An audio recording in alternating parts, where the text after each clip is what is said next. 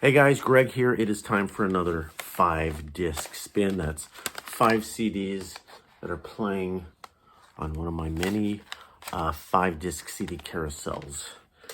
And let me just get into it. But I'm gonna reveal something that I have not revealed before.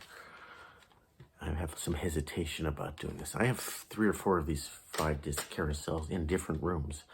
Didn't you run out of rooms, Greg? Well, one of them is in the Privy, the Lou, the WC, if you know what that is.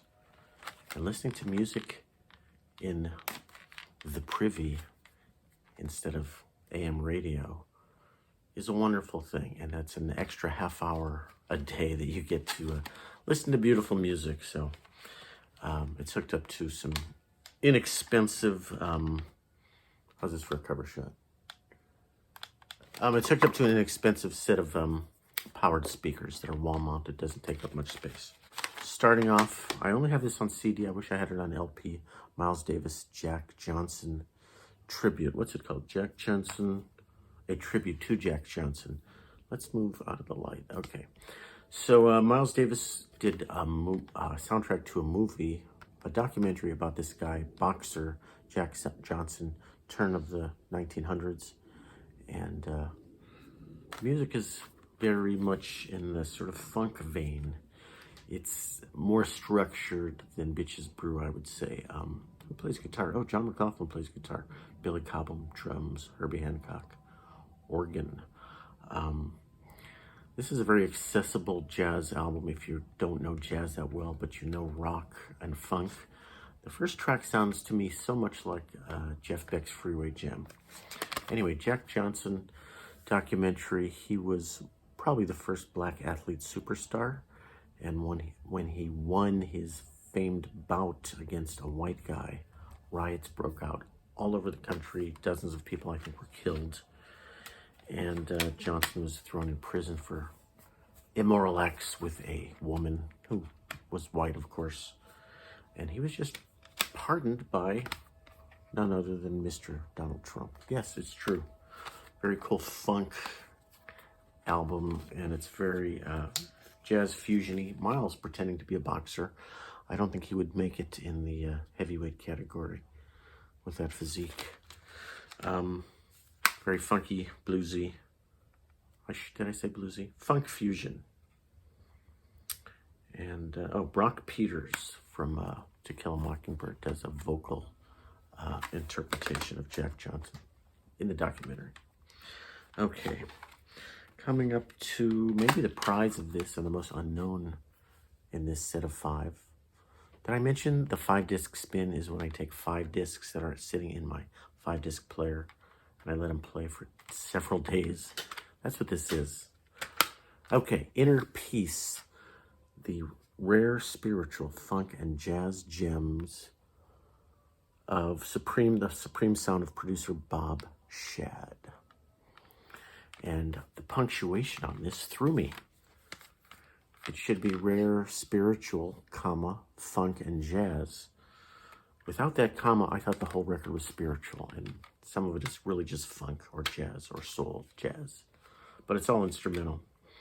And it's 10 or 11 different artists, mostly black artists, all from the early 70s, 71, 72, 73.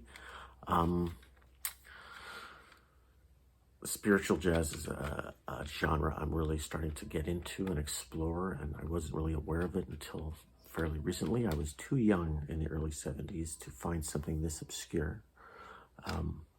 This is a compilation put together by WeWantSounds.com, and this was put together in 2017.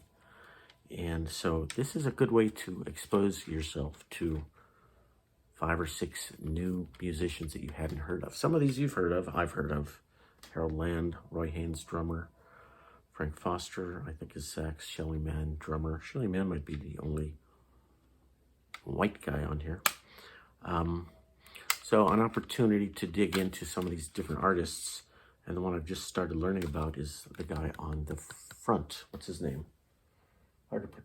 Hadley Callman, sax player. That's him. That's not Bob Shad. Hadley Coleman did, it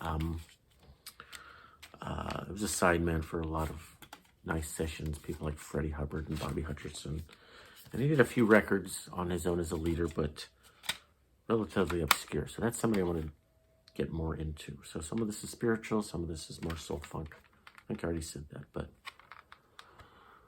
$3 to expose yourself to 7 or 8 new artists. That's how I like to learn about new music. Okay, here's a CD, a classic CD, Tony Williams, drummer, doing Spring. It's just called Spring on Blue Note, 1965. Great lineup. This is, I don't think it was well reviewed when it first came out, and I don't know why, because I think this is a really nice Blue Note record, and it's really the Miles Davis group sort of thing.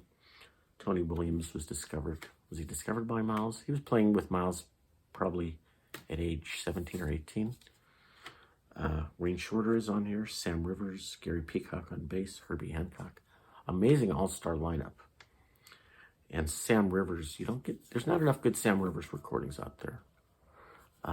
He plays a lot as a sideman. He has some records as a leader, but Wayne Shorter and Sam Rivers side by side, that's a heavyweight group. So this particular CD was re-released on Capitol in 1987. They didn't do a great job. They did kind of a crummy slap together of the back cover. The original cover had a much bigger, nicer version of this photo, but you know, it's CD. They make the letters big so you can read them, but only 5 tunes on here. All Tony Williams tunes. Is he Tony Williams or is he Anthony Williams? He's both. Died at a young age. Great drummer. He really probably changed the world of drumming in some ways. Okay, here's a record I keep showing, but it's in my 5-disc player right now, so it gets a mention. Devar, I can't even read or remember anything. Delvon Lamar, soulful, funky organ player. And this record is called Close But No Cigar. It's on the Coal Mine record label, which is, I think, run by 2 brothers, last name Cole. And they've put this sort of Blue Note design elements. It's all funk and soul. It's not really jazz. Not jazzy in terms of the tonal palette that he uses. It's really, if you're into soul and funk and jazz, you'll like this. And he has a brand new album out that some of you have shown on vinyl. But again, tried it out for $3. Been playing it a lot. Okay, here's a record that doesn't belong in the group, except it is in the player right now.